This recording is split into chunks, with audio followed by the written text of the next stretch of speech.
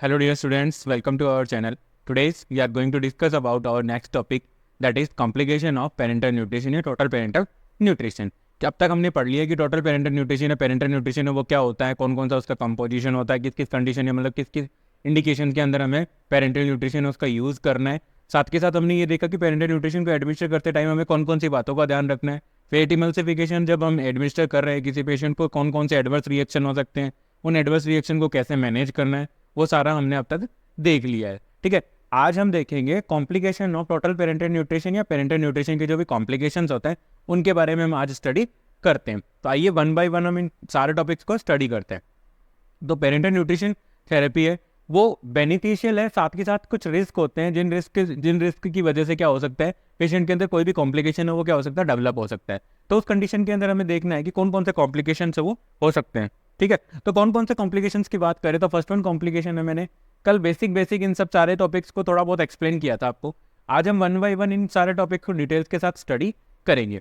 तो air embolism हो सकता है, हाइपरग्लाइसीमिया हो सकता है, हाइपोग्लाइसीमिया हो सकता है, हाइपरवोल्यूमिया हो सकता है, इन्फेक्शन हो सकता है टोटल पेरेंटल न्यूट्रिशन के थ्रू, न्यूमोथोरेक्स हो सकता है। तो ये सारे कॉम्प्लिकेशंस है जो कि टोटल पेरेंटल न्यूट्रिशन की थेरेपी चल रही है उस समय ये होने के सारे चांसेस होते हैं। तो आइए आज हम इनको वन बाय वन डिस्कस करते हैं, स्टार्ट करते हैं आज की क्लास हमारी। हमारा है फर्स्ट वन टॉपिक है हमारा जिसके बारे में हम डिस्कस करेंगे, वो क्या है, वो ये है कि हम क्या पढ़ रहे हैं आज। पहला एयर एम्बोलिज्म। देखिए एयर एम्बोलिज्म क्या होता है। एयर एम्बोलिज्म का मतलब है आप किसी भी रूट के थ्रू मोस्ट कॉमनली जो इंट्रावेनस रूट है, जो भी आप सेंट्रल लाइन डाल रखी है, पेरिफेरल इंसर्टेड सेंट्रल कैथेटर डाल रखे होंगे, उस रूट के थ्रू क्या हो रहा है, आपने किसी भी तरीके से अगर वेन या आर्टरी, कंबाइनली इनको हम बोल सकते हैं ब्लड वेसल, अगर ब्लड वेसल्स के अंदर कोई एयर चली जाती है, कोई एयर बबल चला जाता है, तो वो क्या कर सकता है, एक एम्बोलिज्म का काम करेगा। एयर बबल है वो कहाँ स्टिक तो होगा नहीं, मतलब वो थ्रोम्बस तो बन नहीं सकता, तो इसलिए वो क्या करेगा, एम्बोलिज्म बनेगा, मतलब वो ब्लड के साथ फ्रीली मूवमेंट करता रहेगा और वो जा करके कहीं पर भी जहाँ भी उसको कम जगह मिलेगी जहाँ से वो पास नहीं कर सकता, उस एरिया को जाकर के वो क्या कर देता है, ब्लॉक कर देगा और वहाँ पे नेक्रोसिस वगैरह कोज कर देगा और वहाँ पे एम्बोलिज्म कोज हो जाएगा। तो एयर एम्बोलिज्म का मतलब है किसी भी रूट के थ्रू, मतलब मोस्ट कॉमनली जैसे इसमें अपन बात कर रहे हैं,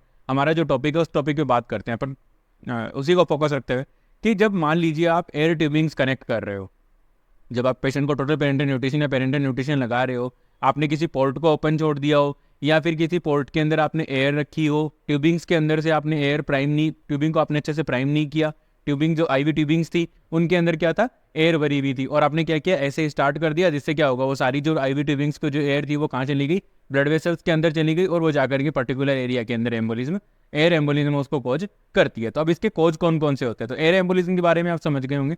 ठीक है, आई होप आपको समझ में आ रहा होगा। अगर किसी भी स्टूडेंट को कोई डाउट है तो प्लीज़ मुझे कमेंट सेक्शन में जरूर बताइए। कॉज की बात करते हैं कि कौन कौन से एयर एम्बोलिज्म के मोस्ट कॉमन कॉज क्या होते हैं। कैथेटर का जो ओपन सिस्टम, मतलब ये है आपने कोई कैथेटर को काम में लिया और आपने उस पर्टिकुलर पोर्ट को आपने क्या कर दिया, ओपन छोड़ दिया, खुला छोड़ दिया, तो हो सकता है वहाँ से एयर एंट्री कर सकती है और वो सीधा जाएगी सबक्लेवियन वेन, सुपीरियर वेना के वहाँ हार्ट के अंदर जाकर के वो एम्बोलिज्म कॉज करने के चांसेस होते हैं। आईवी ट्यूबिंग्स डिस्कनेक्टेड, मान लीजिए आपने ट्यूबिंग्स को डिस्कनेक्ट कर दिया, उसके बाद क्या हुआ, उसके अंदर एयर चली गई और आपने उसको दोबारा से कनेक्ट कर दिया, ठीक है, रिकनेक्ट किया है, ठीक है, तो उस कंडीशन के अंदर, या फिर आपने जो ट्यूबिंग्स कनेक्ट करी है, उस ट्यूबिंग्स के अंदर क्या हो रहा है, वो ट्यूबिंग्स के अंदर आपने जो कनेक्शंस किए थे वो कनेक्शंस लूज हैं और वहाँ से एयर ट्रैप हो रही है, एयर ट्रैप कर रहे हैं, एयर लीज आ रही है वहाँ से, जिससे क्या होगा, जो एयर इंटर कर रही है, अगर कनेक्शन लूज है, मान लीजिए ये कैथेटर होता है, ठीक है, अगर ये कैथेटर है तो ये अगर यहाँ पे अगर कनेक्शन बनाया था, जो कनेक्शन किया था वो अगर लूज है, तो क्या होगा, वहाँ से एयर की एंट्री हो रही है और एयर की एंट्री होने की वजह से क्या होगा, वहाँ पे एयर एम्बोलिज्म होने के चांसेस है। किसी भी ट्यूबिंग के थ्रू एयर एंट्री हो रही है तो उस कंडीशन के अंदर एयर एम्बोलिज्म होने के चांसेस होते हैं। तो अब मान लीजिए आप वार्ड के अंदर काम कर रहे हो, आपके पेशेंट को एयर एम्बोलिज्म हो गया, तब कौन कौन से ऐसे साइन एंड सिम्टम्स आएंगे जिनकी वजह से हमें जिनको देख करके हमें ये पता लगेगा कि पेशेंट को एयर एम्बोलिज्म हुआ है।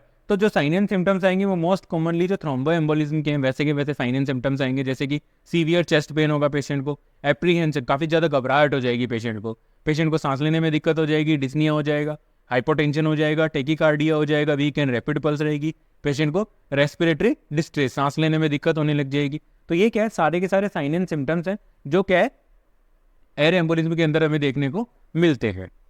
नेक्स्ट है इंटरवेंशन। जब आपके पेशेंट को मान लीजिए एयर एम्बोलिज्म हो चुका है तो उस कंडीशन के अंदर आप क्या करोगे, ठीक है, वो इस स्लाइड के अंदर बताया गया है। तो पहला है, जैसे ही हमें ये सारे साइन एंड सिम्टम्स मिलते हैं, वीक एंड रैपिड पल्स मिल रही है, मतलब टैकीकार्डिया मिल रहा है, डिस्निया मिल रहा है, रेस्पिरेटरी डिस्ट्रेस है पेशेंट को, सीवियर चेस्ट पेन है, हाइपोटेंशन हो रखा है पेशेंट को, एप्रीहेंशन है पेशेंट, ठीक है, डिफिकल्टी इन ब्रीथिंग हो रही है पेशेंट को, तो उस कंडीशन के अंदर हमें देखना है कि इसको एयर एम्बोलिज्म हो गया।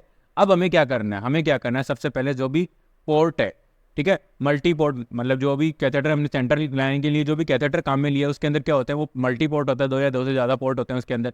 तो उन सारे पोर्ट को हमें क्या करना है, क्लैंप कर देना है, ठीक है, ताकि और एयर एंट्री ना हो, ठीक है। उसके बाद हमें क्या करना है, जो वही काम करना है जो हम कहाँ कर रहे थे, थ्रोम्बो एम्बोलिज्म के अंदर कर रहे थे। थ्रोम्बो एम्बोलिज्म के अंदर हम क्या काम कर रहे थे, हम पेशेंट को लेफ्ट साइड लाइन पोजीशन देंगे, साथ ही साथ टेंडलन जो हेड एंड है उसको हम नीचे की तरफ रखेंगे, मतलब Trendelenburg position with left side line position देंगे, जिससे क्या होगा, जो हमारा जो एयर बबल है या जो एयर एम्बोलिज्म वहाँ है, वो क्या होगा, राइट साइड ऑफ हार्ट के अंदर हम क्या कर पाएंगे, ट्रैप कर पाएंगे, और वहाँ से हम उसको इजीली निकाल सकते हैं। तो इसलिए क्या होगा, हमें क्या करना है, ताकि वो राइट साइड ऑफ हार्ट में हम इसलिए ट्रैप करना चाहते हैं ताकि वो लंग्स में जा करके ऑब्स्ट्रक्ट ना पहुँच करे। उसके बाद हमें क्या करना है, ऐसी ये सारी पोजीशन देने के बाद हमें क्या करना है, पेशेंट को ये सारी पोजीशन दे दी, उसके बाद हमें क्या करना है, इमीडिएटली हमें डॉक्टर को इन्फॉर्म करना है, क्योंकि ये एक इमरजेंसी सिचुएशन है और इसमें हमें डॉक्टर की ज़रूरत पड़ेगी। और डॉक्टर की ज़रूरत पड़ेगी, इसका मतलब ये है कि डॉक्टर आएंगे, उसके बाद हमें जो भी पर्टिकुलर ऑर्डर देंगे उसके अकॉर्डिंग हमें आगे की जो भी प्रोसीजर है या जो भी प्रोसेस है उसको फॉलो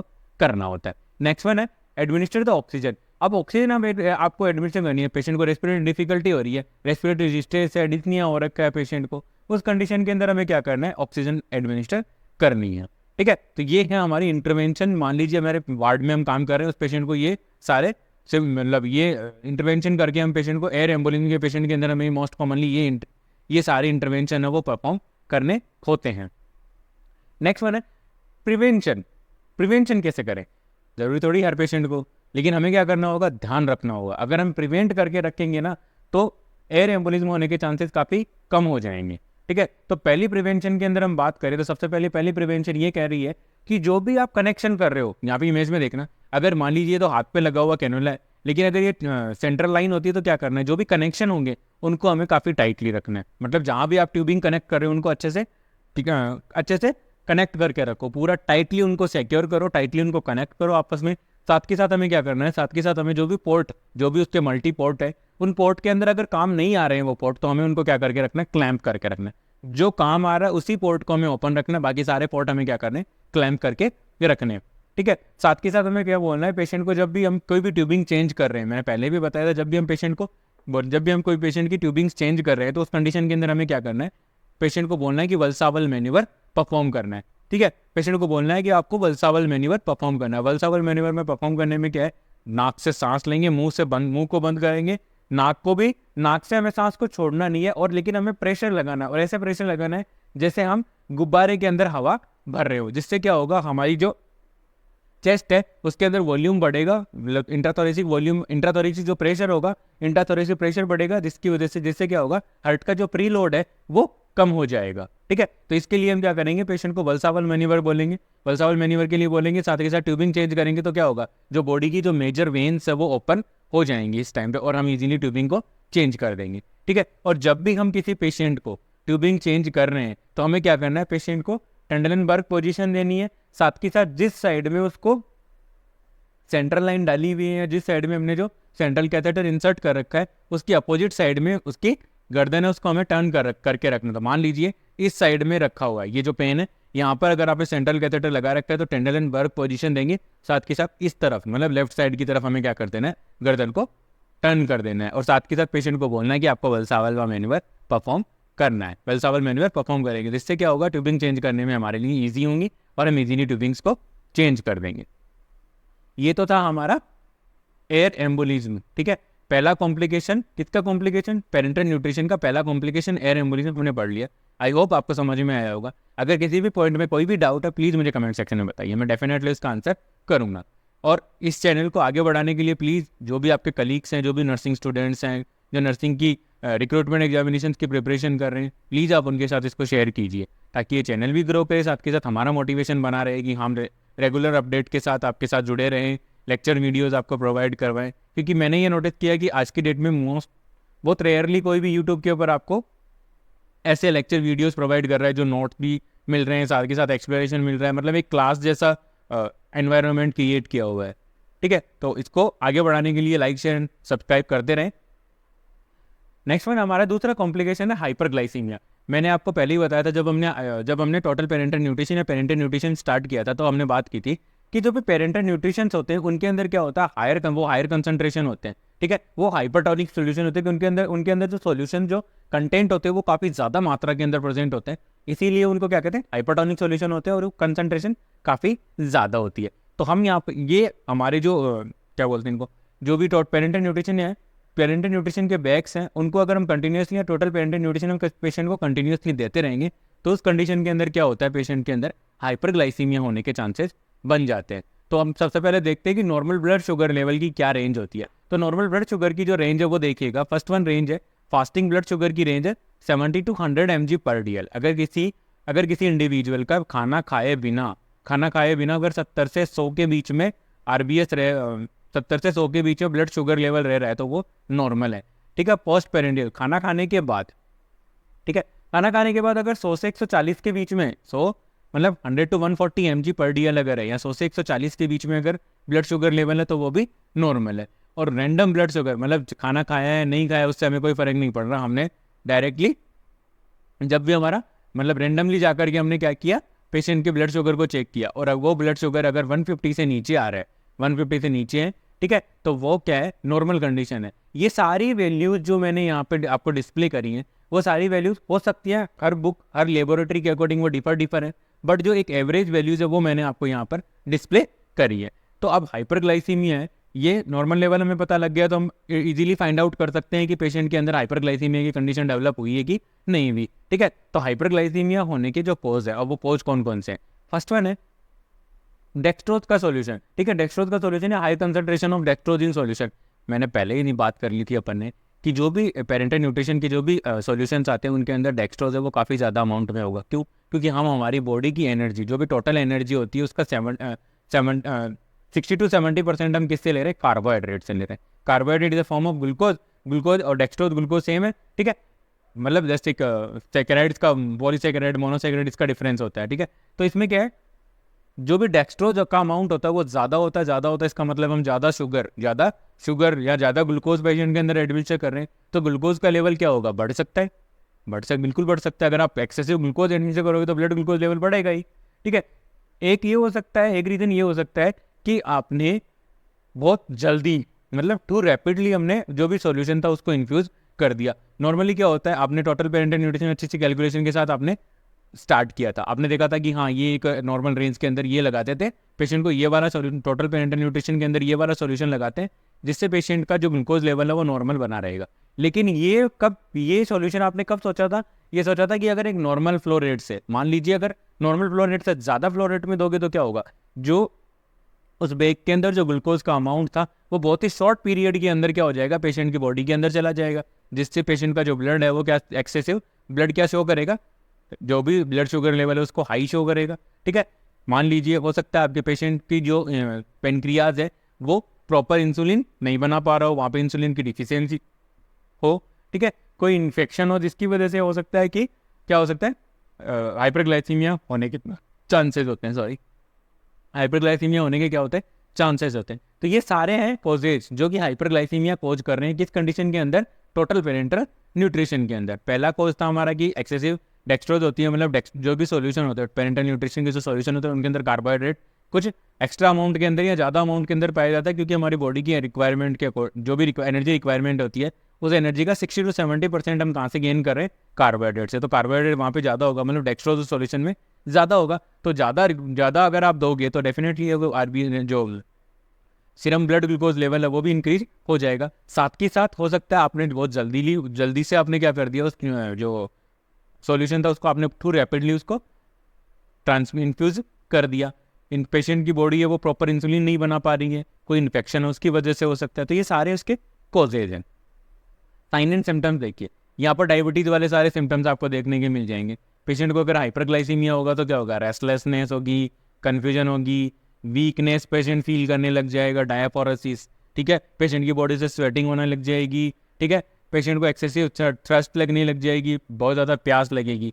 ठीक है, देखिए इन ब्लड ग्लूकोज लेवल है वो 200 mg पर DL से ज़्यादा चला जाएगा। जो भी ब्लड ग्लूकोज लेवल है वो 200 mg पर DL से ज़्यादा मिलेगा।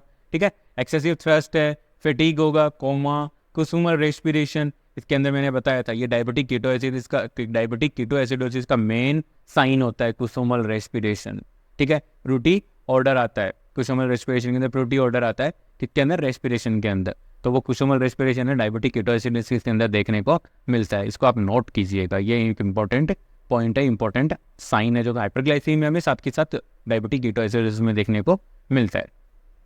वो एक्सेसिव थ्रस्ट की जो टर्मिनोलॉजी है वो क्या यूज करते हैं, पॉलीडिप्सिया। एक्सेसिव थ्रस्ट, बहुत ज़्यादा प्यास लगेगी पेशेंट को, क्या बोलते हैं, पॉलीडिप्सिया।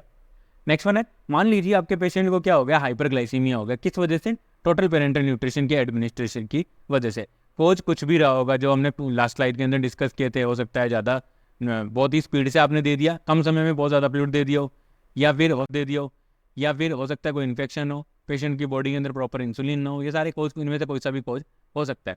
इंटरवेंशन की बात करें तो जब भी आपको ये सारे साइन एंड सिम्टम्स देखने को मिलते हैं, कन्फ्यूजन है, रेस्टलेसनेस है, डायफोरेसिस है, पॉलीडिप्सिया है, पॉलीफेजिया है, पॉलीयूरिया है, ठीक है, कुसुमल रेस्पिरेशन है, रेंडम ब्लड शुगर उसका 200 से ज़्यादा आ रहा है, तो ये सारे साइन एंड सिम्टम्स क्या है, हाइपरग्लाइसीमिया को डिनोट करते हैं, इंडिकेट कर रहे हैं कि पेशेंट के अंदर हाइपरग्लाइसीमिया वो क्या हो चुका है, डेवलप हो चुका है। अब उसके अंदर हमें क्या करना है, फर्स्ट वन हमें इमीडिएटली डॉक्टर को इन्फॉर्म करना है, ताकि डॉक्टर आएंगे, देखेंगे, उसके बाद हमें क्या होंगे, जो भी पर्टिकुलर प्रोसीजर या इंटरवेंशन प्रिस्क्राइब करेंगे, वो इंटरवेंशन हम पेशेंट के ऊपर क्या करेंगे, परफॉर्म करेंगे। उसके बाद हमें क्या करना है, जो भी इन्फ्यूजन चल रहा है पेशेंट को, उसकी रेट को हमें क्या कर देना है, स्लो कर देना है, ताकि जो ज़्यादा चाहे स्पीड से गया हो या उस बहुत ज़्यादा ग्लूकोज चला गया हो पेशेंट, तो उसकी जो रेट है उसको स्लो करेंगे तो क्या होगा, धीरे धीरे ग्लूकोज का कंजप्शन बढ़ेगा और धीरे धीरे वो ग्लूकोज का लेवल वो क्या हो जाएगा, कम हो जाएगा।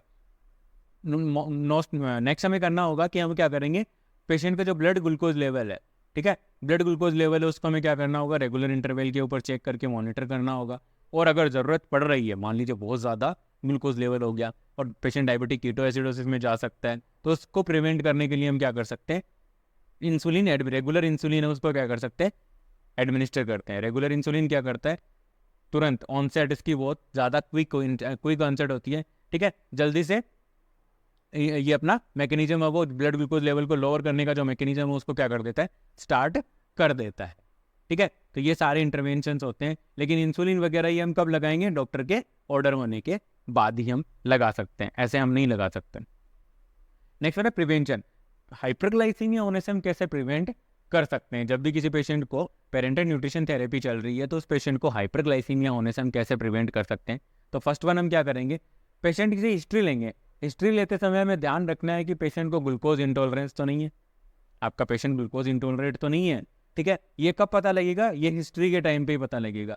जब मान लीजिए आपका पेशेंट ग्लूकोज इंटॉलरेंट है तो हम क्या करेंगे, पेशेंट को फेट ज़्यादा दे देंगे, जिससे क्या होगा, पेशेंट की वहाँ से एनर्जी मिल जाएगी। ग्लूकोज इंटॉलरेंट है तो हम क्या करेंगे, फेट ज़्यादा दे देंगे। साथ के साथ हमें करना है, साथ के साथ हमें ये भी देखना है कि हमारा जो पेशेंट, जिस पर्टिकुलर पेशेंट को हम total parental nutrition therapy administer कर रहे हैं, उस पेशेंट को पुराने टाइम से या किसी जो पेशेंट है वो कोर्टिकोस्टेरॉइड थेरेपी के ऊपर तो नहीं है। आपने नोटिस किया होगा या आपने पढ़ा होगा कि जो हमारी एड्रिनल ग्लैंड है उससे 2 हार्मोन्स निकलते हैं। ठीक है, एड्रिनल ग्लैंड के कॉर्टेक्स से हार्मोन निकल रहे हैं। एड्रिनल ग्लैंड के अंदर कॉर्टेक्स और मेडुला 2 पार्ट होते हैं, वहाँ से हार्मोन्स निकलते हैं। वो हार्मोन्स कौन से निकल रहे हैं, ग्लूकोकॉर्टिकॉइड और मिनरलोकॉर्टिकॉइड। ठीक है, और इनको कॉर्टिकोस्टेरॉइड हार्मोन्स बोलते हैं। ठीक है, तो ग्लूकोकॉर्टिकॉइड और मिनरलोकॉर्टिकॉइड दोनों हार्मोन वो क्या करते हैं, मिनरल्स का एब्जॉर्प्शन करता है, मतलब मिनरल्स के लेवल को इंक्रीज करने का काम करता है, और ग्लूकोकॉर्टिकॉइड क्या करता है, ग्लूकोज को इंक्रीज करता है। तो अगर पेशेंट आपका कॉर्टिकोस्टेरॉइड थेरेपी पे होगा तो ऑटोमेटिकली उसका ब्लड ग्लूकोज लेवल है वो हाई मिलेगा। अगर ऐसी सिचुएशंस आ रही है तो हमें क्या करना है, इस चीज़ को भी नोटिस करना है कि हमारा पेशेंट है वो कॉर्टिकोस्टेरॉइड थेरेपी पे है, तो उसमें भी होने के चांसेस होते हैं। तो हमें क्या करना होगा, उसको पर्टिकुलरली हमें क्या करना होगा, हमें जो भी रेट है वो स्लो करेंगे, या फिर हम ऐसे सॉल्यूशन का सिलेक्शन करेंगे जिससे क्या है, ग्लूकोज लेवल ना बढ़े। साथ के साथ हम जब भी हम कोई भी पेरेंटल न्यूट्रिशन एडमिनिस्टर कर रहे हैं तो हम एक पर्टिकुलर जो भी रेट जो भी डॉक्टर ने प्रेस्क्राइब किए उसी रेट से देंगे, ना तो हमें स्लो करनी है, ना हम ज़्यादा करेंगे। लेकिन हाइपरग्लाइसीमिया हो रखा है तो हमें क्या करना पड़ेगा, जो भी फ्लो रेट है उसको डिक्रीज करना पड़ेगा। और एक रेगुलर इंटरवल के ऊपर हम क्या करेंगे, पेशेंट के ब्लड ग्लूकोज लेवल को मॉनिटर करके रखना होता है, ताकि हम पेशेंट को एक्स्ट्रा जो भी कॉम्प्लिकेशन हो सके डायबिटिक कीटोएसिडोसिस वगैरह होने से हम क्या कर सकें, पेशेंट को प्रिवेंट कर सकें। जब हमारे पेशेंट का ब्लड ग्लूकोज लेवल ज़्यादा है तो हमें कैथेटर के आसपास, ठीक है, जो सेंट्रल कैथेटर है उसके आसपास, और जो भी हम प्रोसीजर करेंगे उस प्रोसीजर के अंदर हमें क्या करना है, असेप्टिक टेक्निक्स को मेंटेन करके रखना है। अब असेप्टिक टेक्निक्स है उसको क्यों मेंटेन करके रखना है, असेप्टिक टेक्निक को इसलिए मेंटेन करना पड़ेगा क्योंकि ग्लूकोज अगर है तो कोई भी इन्फेक्शन जाएगा, ग्लूकोज ऑलरेडी ब्लड के अंदर ज़्यादा है तो वहाँ पे वो इजीली ग्रो कर पाएंगे, माइक्रो ऑर्गेनिज्म एंट्री होगी, इजीली माइक्रो ऑर्गेनिज्म क्या करेंगे, ग्रो करेंगे, और ग्रो करेंगे तो इन्फेक्शन कॉज हो सकता है। तो इन्फेक्शन को प्रिवेंट करने के लिए हमें क्या करना होगा, पेशेंट को जब भी हम ड्रेसिंग वगैरह चेंज कर रहे हैं, ठीक है, कनेक्ट कर रहे हैं tubings, total parental nutrition solution के बैग को चेंज कर रहे हैं, ठीक है, तो हमें क्या करना है, प्रॉपर असेप्टिक टेक्निक्स का, पूरी स्टेराइल टेक्निक्स के साथ हमें क्या करना है, चेंज करना है। नेक्स्ट वन है हमारा जो कॉम्प्लिकेशन है, थर्ड वन कॉम्प्लिकेशन है हाइपर वॉल्यूमिया, ठीक है, हाइपर वॉल्यूमिया। अब हाइपर वॉल्यूमिया क्या हो गया, हाइपर वॉल्यूमिया मतलब है कि जो भी हमारी बॉडी के अंदर जो फ्लूइड है उसका लेवल एक्सेसिव हो जाना, या फिर इंट्रावेस्कुलर जो फ्लूइड होता है उसका लेवल अगर बहुत ज़्यादा बढ़ जाता है, ठीक है, बहुत ज़्यादा बढ़ जाता है, तो उसे हम क्या बोलेंगे, हाइपर वॉल्यूमिया बोलेंगे। अब हाइपर वॉल्यूमिया के कॉज कौन कौन से हो सकते हैं, जब भी किसी पेशेंट को पेरेंटल न्यूट्रिशन थेरेपी चल रही है तो उस कंडीशन के अंदर पेशेंट के हाइपर वॉल्यूमिया के कॉज कौन कौन से हो सकते हैं। तो पहला है हमारा एक्सेसिव फ्लूइड एडमिनिस्ट्रेशन या food administration. Excessive fluid administration, मान लीजिए यहाँ पे एक स्पेलिंग मिस्टेक है, फूड नहीं है फ्लूइड है, प्लीज इसको करेक्ट कीजिएगा।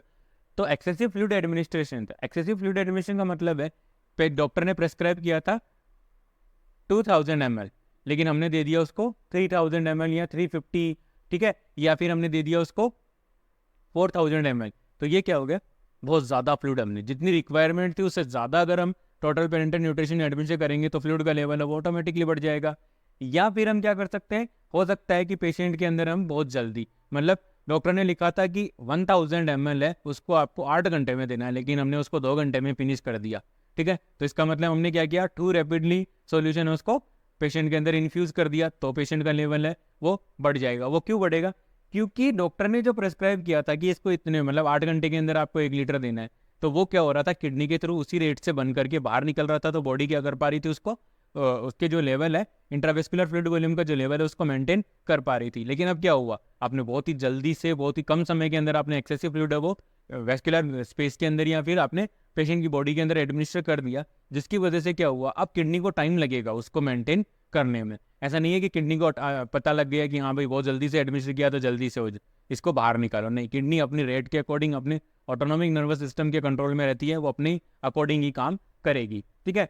हो सकता है कि हमारा पेशेंट है उसको रीनल डिसफंक्शन हो, कोई भी रीनल डिसऑर्डर हो सकते हैं जिनकी वजह से पेशेंट की किडनी है वो प्रॉपर काम नहीं कर रही है, और प्रॉपर काम नहीं करने की वजह से क्या हो रहा है, वो अच्छे से फ्लूइड को फिल्टर नहीं कर पा रही है, और मतलब जो यूरिन है उसका अमाउंट काफ़ी कम हो रहा है, ठीक है, और पेशेंट के अंदर जो फ्लूइड है वो उसका रिटेंशन कर पा रही है, ठीक है। हार्ट फेलियर, अगर हार्ट फेलियर की कंडीशन है तो क्या होगा, किडनी का जो परफ्यूजन है, ठीक है, रीनल जो परफ्यूजन है वो मेंटेन नहीं रहेगा, मतलब किडनी के पास अगर ब्लड नहीं जाएगा तो उसको वो फिल्टर कैसे करेगी, ठीक है। हार्ट फेलियर की कंडीशन के अंदर क्या होगा, हार्ट की कॉन्ट्रैक्टिलिटी है वो इम्पेयर्ड हो जाएगी, जिसकी वजह से किडनी के पास एक प्रॉपर अमाउंट के अंदर ब्लड नहीं जाएगा, और ब्लड नहीं जाएगा तो वो क्या नहीं कर पाएगी, फिल्टर नहीं करेगी, तो जो भी फ्लूइड आपने एडमिनिस्टर किया है वो सर्कुलेटरी सिस्टम के अंदर ही घूमता रहता है।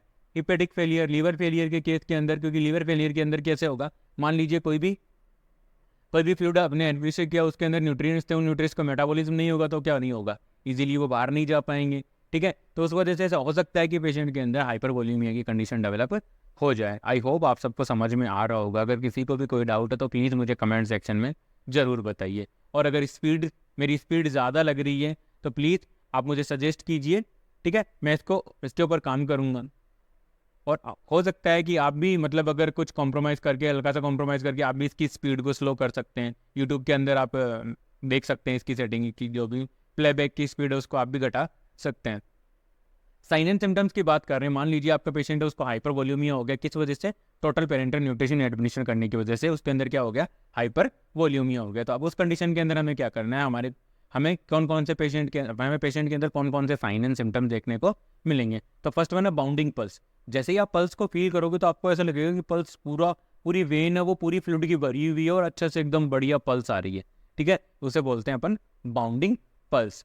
जुगुलर वेन डिस्टेंशन, यहाँ की जो वेन है जुगुलर वेन, ठीक है, दोनों तरफ होती है, जुगुलर वेन है वो एकदम डिस्टेंडेड दिखेंगी, बाहर से ऐसे गर्दन करते ही आपको दिख जाएंगी, जुगुलर वेन है वो फुल्ली डिस्टेंडेड है। ये हार्ट फेलियर के केस में भी आपको देखने मिलता है, साथ के साथ हाइपरवोल्यूमिया के केस में भी हमें देखने को मिलता है। क्रिकल्स पल्मोनरी एडिमा के साइन नहीं है, ठीक है। क्रिकल्स, मान लीजिए जैसे फ्लूइड वॉल्यूम बढ़ा तो पल्मोनरी एडिमा भी होगा, क्योंकि लंग्स के पास भी फ्लूइड जाएगा, फ्लूइड की शिफ्टिंग होगी तो लंग्स के अंदर क्या हो जाएगा, एडिमा हो जाएगा, उसकी वजह से वहाँ पे क्या आएंगे, क्रिकल्स आएंगे, पेशेंट को हेडेक हो सकता है, ठीक है। फ्लूइड ज़्यादा चला गया तो पेशेंट का क्या हो जाएगा, वेट बढ़ जाएगा, ठीक है, वेट बढ़ सकता है। साथ के साथ फ्लूइड, इंट्रावेस्कुलर फ्लूइड बढ़ा हुआ है, सर्कुलेटरी सिस्टम के अंदर बहुत ज़्यादा फ्लूइड है, एक्सेसिव फ्लूइड का अक्यूमुलेशन हो रखा है, उस कंडीशन में क्या हो जाएगा, हाइपरटेंशन भी हो जाएगा। आई होप आपको सारे जो भी साइन एंड सिम्टम्स हैं उनका सारा एक्सप्लेनेशन मिल रहा है, ठीक है। किसी को कोई डाउट है तो प्लीज़ कमेंट सेक्शन में पूछ सकते हैं आप, मैं डेफिनेटली उसका आंसर करूँगा।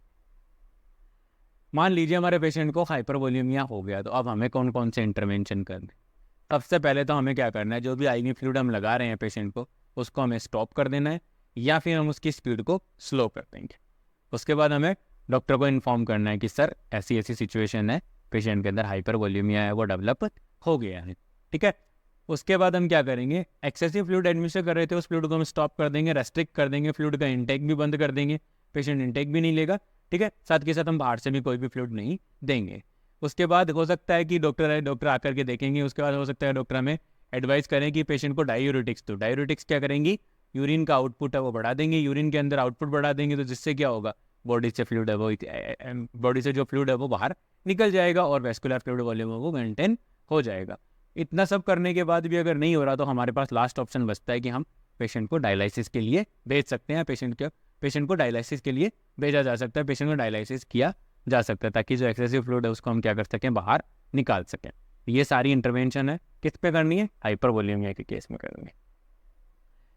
प्रिवेंशन, भगवान करे कि जरूरत ही ना पड़े, प्रिवेंट करके रख लेते हैं, पढ़ लेते हैं क्या क्या करना है, ठीक है, कौन कौन सी प्रिवेंशन रखनी है। तो सबसे पहले हमें क्या करना है, पेशेंट की हिस्ट्री लेनी है। देखो मेडिकल साइंस के अंदर, मेडिकल साइंस हो, सर्जरी हो, मेडिसिन हो, नर्सिंग हो, कोई भी डिपार्टमेंट होगा, अगर हिस्ट्री कलेक्शन और फिजिकल एग्जामिनेशन ढंग से किया हुआ है, डेफिनेटली आपका डायग्नोसिस भी प्रॉपर होगा, आपका ट्रीटमेंट भी अच्छा होगा और आपका पेशेंट की रिकवरी भी बहुत अच्छी होगी, ठीक है। तो हिस्ट्री का बहुत बड़ा इंपॉर्टेंस होता है हमारी मेडिसिन में, हमारी नर्सिंग में, हमारे मेडिकल साइंसेज के अंदर। पेशेंट का जो हिस्ट्री कलेक्शन है, पास्ट हिस्ट्री हो, प्रेजेंट हिस्ट्री हो, उसके बारे में कलेक्शन होना, अच्छे से कलेक्ट होना, अच्छे से हिस्ट्री होना बहुत ज़रूरी होता है। साथ के साथ फिजिकल एग्जामिनेशन भी उतना ही इंपॉर्टेंट होता है। तो हमें क्या करना है, पेशेंट की हिस्ट्री कलेक्शन करना है प्रॉपरली कि भाई आपको पहले भी कभी ऐसा हुआ है, हाइपरवोल्यूमिया हुआ है, हाइपरटेंशन है आपको, ये सारी हिस्ट्री हमें लेनी है। और क्या करना है, और हम ये कर सकते हैं कि जो भी टोटल पेरेंटल न्यूट्रिशन हमें देना है तो वो हम क्या करेंगे, इन्फ्यूजन्स के थ्रू देंगे, जो भी इन्फ्यूजन्स है उनके थ्रू देंगे। अब इन्फ्यूजन्स के थ्रू अगर हम देंगे तो क्या फ़ायदा होगा, इलेक्ट्रॉनिक इन्फ्यूजन्स डिवाइसेज या इलेक्ट्रॉनिक इन्फ्यूजन जो डिवाइसेज होती हैं उनका यूज़ करके हम क्या कर सकते हैं, कैलकुलेटेड अमाउंट के अंदर हम पेशेंट के अंदर फ्लूइड उसको एडमिनिस्टर कर सकते हैं, क्योंकि उनके अंदर हम पहले से सेट कर देते हैं कि 1 घंटे के अंदर 1 लीटर ही जाना चाहिए, वो 1 घंटे के अंदर 1 लीटर ही भेजेंगी, एक बूंद भी ज़्यादा नहीं भेजती। इलेक्ट्रॉनिक आइटम है क्योंकि वो हमारी कमांड के ऊपर चल रहे हैं, ठीक है। तो इसलिए हम क्या कर सकते हैं, जब भी किसी पेशेंट को टोटल पेरेंटल न्यूट्रिशन देना है तो उस कंडीशन के अंदर हम इलेक्ट्रॉनिक इन्फ्यूजन डिवाइसेस का यूज कर सकते हैं। इन्फ्यूजन सिरिंज पंप है, इन्फ्यूजन पंप्स उनका यूज कर सकते हैं। साथ के साथ हमें क्या करना है, इन्फ्यूजन की जो फ्लो रेट है उसके साथ कोई छेड़छाड़ नहीं करनी है, जो डॉक्टर ने प्रेस्क्राइब किया है उसी रेट के साथ हमें देना है। ऐसा नहीं है कि यार जल्दी से ख़त्म करके मैं भी सो जाता हूँ, नाइट ड्यूटी है, सो जाते हैं या बैठ जाते हैं, ऐसा नहीं करना है, क्योंकि आपके द्वारा एक छोटी सी गलती है, छोटा सा काम किया हुआ पेशेंट के लिए बहुत ज़्यादा, पेशेंट की लिए लाइफ थ्रेटनिंग बन सकता है। मोर इनटेक आउटपुट चार्ट भी हमें मेंटेन करना पड़ेगा। अगर पेशेंट का हाइपरवोल्यूमिया हुआ है तो हमें क्या करना होगा, हमें क्या करना चाहिए, हमें करना चाहिए इनटेक आउटपुट चार्ट, कितना फ्लूइड अंदर गया पेशेंट की बॉडी में, पेशेंट ने कितना फ्लूइड बाहर निकाला, वो सारा कुछ हमें क्या करना चाहिए, नोट करना चाहिए, एक रिकॉर्ड मेंटेन होना चाहिए, ताकि वो रिकॉर्ड हमारे लिए एक रिकॉर्ड या फिर हमारे लिए एक गाइड का काम करेगा कि हाँ इतना फ्लूइड जा चुका है, अब हमें इतना ही देना है, तो वो हमारे लिए गाइड का काम करता है। साथ के साथ हमें क्या करना है, पेशेंट का डेली वेट मॉनिटरिंग करनी है सेम टाइम। मान लीजिए आज सुबह 10 बजे उसका वेट किया तो कल सुबह 10 बजे उसका वेट करो, वेट वजन करना है, ठीक है, वजन करके देखना है कि पेशेंट का वेट है वो कितना है, ठीक है। मान लीजिए अगर 1 वीक के अंदर 1 से 2 LB बढ़ रहा है, ठीक है, तो ये एक नॉर्मल कंडीशन है, ठीक है। 1 वीक के अंदर 1 से 2 LB अगर बढ़ रहा है तो वो एक नॉर्मल कंडीशन है। तो 1 LB इज इक्वल टू 0.450 मतलब 450 ग्राम। ठीक है, सीधी भाषा के अंदर बात करते हैं नॉर्मल भाषा में, तो 450 gram is equal to 1 LB। ठीक है, इतना बढ़ रहा है नॉर्मल है, इससे ज़्यादा बढ़ रहा है इसका मतलब फ्लूइड का रिटेंशन हो रहा है। ठीक है, तो वेट रिकॉर्डिंग है, उसके थ्रू हम पेशेंट की बॉडी के अंदर फ्लूइड है वो फ्लूइड का जो लेवल है या फ्लूइड की जो मॉनिटरिंग है वो कर सकते हैं। ये इस लाइन पे क्वेश्चन बहुत बार आता है कि रीनल फेलियर का पेशेंट है, उसके अंदर हमें फ्लूइड स्टेटस देखना है कि पेशेंट का फ्लूइड स्टेटस कैसा है। ठीक है, तो कौन सा टेस्ट करेंगे, डेली वेट कर लो, सेम टाइम एक ही टाइम पे रोज़ वजन करके देखो, अगर नॉर्मल वेट गेन है मतलब 1 से 2 LB अगर पर वीक जा रहा है तो कोई दिक्कत नहीं है, इससे ज़्यादा जा रहा है इसका मतलब पेशेंट की बॉडी के अंदर फ्लूइड है उसका रिटेंशन हो रहा है। आज की क्लास में इतना ही। आई होप मेरे द्वारा प्रोवाइड किए जा रहे कंटेंट आपकी नर्सिंग ऑफिसर रिक्रूटमेंट एग्जामिनेशन की प्रिपरेशन में आपकी हेल्प कर रहे होंगे। Please like share and subscribe. Thank you so much.